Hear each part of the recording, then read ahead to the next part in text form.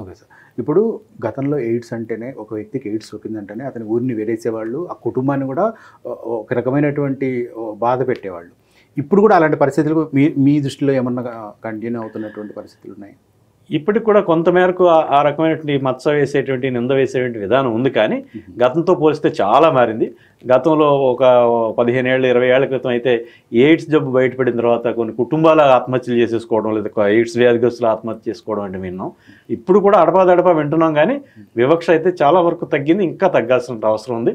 వాళ్ళని పూర్తిగా నార్మల్గా తీసుకోవాల్సినటువంటి అవసరం ఉంది. ఓకే.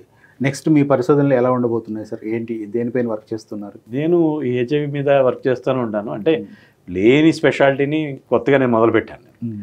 అంటే నేను అంతా సబ్జెక్ట్ నాకు డయాబెటీస్ మీద, హైపర్ టెన్షన్ మీద ఆసక్తి ఎక్కువ అండి. డయాబెటీస్ మీద వర్క్ చేస్తూ ఉన్నాను. కొంచెం డయాబెటీస్ కొంచెం మేనేజ్ చేస్తున్నాను నా పేషెంట్ల వరకు. అంటే ఏదో చెప్తారు చూడండి, అవసరమే అన్నీ నేర్పుతుందని. పేషెంట్లు, నా పేషెంట్లు దీర్ఘకాలం అయిన తర్వాత వాళ్ళ బీపీ షుగర్ పాలవ్వడం, వాటికి సంబంధించి కూడా కొంచెం ఎక్కువ అధ్యయనం చేసి షుగర్ మేనేజ్మెంట్ అది కూడా నేర్చుకుంటున్నాను.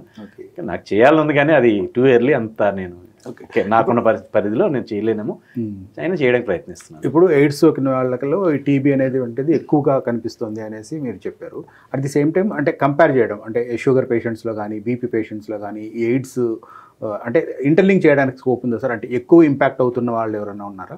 సాధారణంగా ఎట్లా ఉంటుందంటే వయసు వరుసగా చేస్తాం. హెచ్ఐవి సోకిన వాళ్ళకి టీబీ పరీక్షలు చేస్తాం. ఓకే. టీబీ సోకిన వాళ్ళు కూడా హెచ్ఐవి పరీక్షలు చేస్తాం. అంటే అది బయటపడకుండా ఉందండి. సో టీబీలో హెచ్ఐవి చూడడం ఎక్కువ ఉన్నంత మాత్రాన వాళ్ళకి ఇది వాళ్ళ టీబీ పేషెంట్లు ఎక్కువ హెచ్ఐవికి గురైనట్లు లెక్క కాదు. హెచ్ఐవికి గురవడం వల్ల టీబీ వచ్చింది వాళ్ళకి. అదే. ఓకే. అది రివర్స్ అనమాట అండి. ఈ మధ్యకాలంలో డయాలిసిస్ పేషెంట్స్ ఉన్నారు కదా సార్, వీళ్ళు ఆల్మోస్ట్ వాళ్ళందరూ హెచ్ఐవి బారిన పడుతున్నారని విన్నాను నేను. అంటే మిషనరీస్ వాళ్ళు ఎక్స్చేంజ్ అవుతూ ఉంటారు. ఎందుకు, ఏ రీజన్ అయి ఉండొచ్చు సార్? అంటే హెచ్ఐవి కంటే కూడా హెపటైటిస్ బికి, హెచ్సివికి అది గురవుతూ ఉంటారు. ఓకే. అది మరి ఒకవేళ ఎక్కడైనా పొరపాట్లు జరుగుతున్నాయేమో దాని మీద నేను మాట్లాడలేను. మిషన్స్ వల్ల నేను ఎక్కడ విన్నాను అనమాట, ఇలా అంటే ఎక్స్చేంజ్ అవుతూ ఉంటాయి. అంటే ఒకే మిషన్ పైన 2-3 డయాలిసిస్ చేస్తూ ఉంటారు కాబట్టి అలాంటి పరిస్థితి ఉంటుంది. Okay sir. ఇప్పుడు అన్సేఫ్ సెక్స్ తోటి మనకు హెచ్ఐవి సోకుతుంది అనే విషయం తెలిసినా కూడా ఇప్పటికీ చాలామంది ఇంకా హెచ్ఐవి బారిన పడుతున్నారు. అంటే ఆ మూమెంట్లో వాళ్ళు కంట్రోల్ చేసుకోలేకపోవడం వల్లనే ఇలాంటి పరిస్థితులు వస్తున్నాయి అనుకోవచ్చు. నెంబర్ 1, హెచ్ఐవి ఉనికిని మనం నిరాకరించడం. మనం హెచ్ఐవి భారతదేశానికి, మీది మిక్కిలి తెలుగు సమాజానికి ఎంత పెద్ద సమస్య అనేటువంటిది ఒకటి, అది అక్కడ ఉంది అక్కడ అనేటువంటిది మనం చూడగలగాలి. నెంబర్ 2 ఏంటంటే, ఒక్కసారి ఏదో చూడండి, మా పాతకాలంలోనే మా వాడు పేకాడతాడా, లేదు ఎప్పుడైనా మందు కొట్టినప్పుడు పేకాడతాడా, మందు కొట్టినప్పుడే కొంచెం ఆ పేకాడికి వెళ్ళి అక్కడి నుంచి అలా కొంచెం సాని కొంపకి వెళ్తాడు, ఇట్లాంటి ఏవో కామెడీగా విన్నాము మనం. ఒక్కసారిగా ఆనందాన్ని జూరేసుకోవాలనుకోవడం, ఏదో మందు లిక్కర్ తీసుకుని బయటికి సెక్షువల్ ప్లెజర్ కోసం వెళ్ళడం, దాన్ని విడదీసేసుకోవాలి.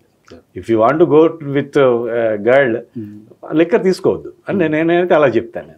నేను if you want enjoy liquor, enjoy that liquor alone. అంటే నేను దేన్ని నేను సపోర్ట్ చేయట్లేదు, కానీ దానికే పరిమితమై ఉండని నేను సలహా ఇస్తున్నాను. అది ఎప్పుడైతే లిక్కర్ తీసుకుంటూ ఉంటారో అప్పుడు వీళ్ళకి ఇన్హిబిషన్స్ పోతాయి. నేను అన్నింటికీ అతీతుడిని, నేను పులిరాజా అని, నాకు జబ్బు రాదు, అవసరాలకి ఉండదు, ఉన్నారు కానీ నాకు రాదు అనేటువంటి ఒక ఫాల్స్ ఒక కాన్ఫిడెన్స్ వచ్చేస్తుంది వీళ్ళకి. ఆ భరోసా వల్ల వీళ్ళకి లోన్ అవుతూ ఉన్నారు. ఖచ్చితంగా ఇది ఒకటి. ఇంకా ఈరోజు రేపట్లో రకరకాల ఫిల్మ్స్ చూడడం వల్ల, రకరకాల వేరే కొంచెం ఉధృతమైనటువంటి, అసహజమైనటువంటి వాటి వల్ల కూడా కొంచెం ఉంటుంది. సార్, ఇప్పటి వరకు మీరు ఏ అంశాలపైన రాశారు ఒకసారి ఎక్స్ప్లెయిన్ చేస్తారు? నేను 1998-2000 మధ్యలో హెచ్ఐవి ఎయిడ్స్ గురించి అప్పట్లో తెలుగులో 2వ లార్జెస్ట్ రెడ్ అంటే 4 మిలియన్ రీడర్షిప్ ఉండేది, వార్తలో రాశాను. 40 ఆర్టికల్స్ రాశాను. వాటితో 2000 సంవత్సరంలో ఎయిడ్స్ పుస్తకం రచించాను తెలుగులో. అది 10 ఏళ్లలో ఒక 8000 కాపీలు ప్రింట్ చేశాను.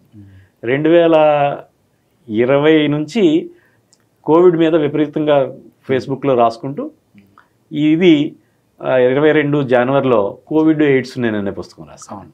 అదొక 4200 కాపీలు వేశాను.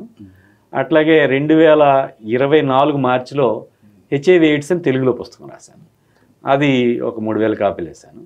2024 ఈ సంవత్సరం మేలో HIV AIDS in India and developing countries అని ఇంగ్లీష్. చాలా విస్తృతమైనటువంటి పుస్తకం రాశాను. అలాంటి బుక్ ఇంగ్లీష్లో కానీ ఎక్కడ ఉండదు. ఎప్పుడైతే ఇప్పుడు మనం చెప్పుకున్నటువంటి నేను గమనించినటువంటి విషయాలన్నింటినీ కూడా క్రోడీకరిస్తూ ఈ పుస్తకాన్ని journal of the Indian medical association, okay, భారతదేశంలో వైద్యుల యొక్క అతిపెద్ద జర్నల్, మా సంఘానికి సంబంధించిన అతిపెద్ద జర్నల్, నవంబర్ 2024 సంచికలో ఒక పేజీ మొత్తంగా సమీక్షించి దాంట్లో నా కృషిని ప్రశంసించాను. దాట్ ఈజ్ మోస్ట్ సాటిస్ఫైయింగ్ అండి. నేను ఎప్పుడో పెద్దవాడిని అయిపోయి ఇంట్లో కూర్చుని ఒక ప్రాక్టీస్ మానేసినప్పుడు రాద్దాం ఇలాంటి పుస్తకాలు అనుకునేవాడిని. అనుకోకుండా ఈ కోవిడ్ ఎయిడ్స్ నేను ప్రచురించిన తర్వాత నేను రాయడం మొదలెట్టాను. ఒక 5 months కష్టపడి రాశాను నేను. దానికి తగిన గుర్తింపు, గౌరవం దక్కిందండి.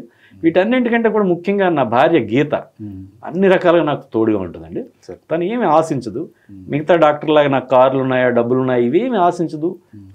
నాకు పూర్తిగా కూడా తోడుగా ఉండి నన్ను ప్రోత్సహించడం మూలంగా ఇన్ని సాధించానని నేను అనుకుంటున్నాను. భవిష్యత్తులో ఎప్పుడు కూడా మేడం గారు కూడా డాక్టరా సార్? ఆవిడ హోమ్ మేకర్ అండి, BSc చదివారు, home maker. Okay, I'm very lucky to have her. Okay, next ఏదైనా పుస్తకం పేరు రాస్తూ ఉన్నారా ప్రజెంట్ ఇంకా? లేదండి, అంటే అట్లా వస్తేనే